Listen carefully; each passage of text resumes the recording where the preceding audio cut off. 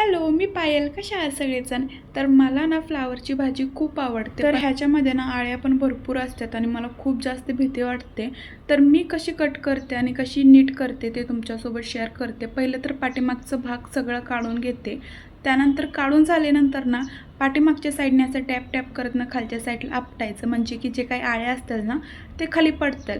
त्यानंतर दुसरंसुद्धा ऑप्शन असतं नीट करायचं, ते पण तुमच्यासोबत शेअर करते. त्यानंतर असे मोठे मोठे पीस काढून घ्यायचं आणि वरची जी काही घाण असते ना ते काढून घ्यायचं. आणि बघू इथं बघा, ट्रायपॉड त्यांनी एक आधीच मोडलेला आणि हा दुसरा नवीन आणला ते पण मोडायचं बघतोय.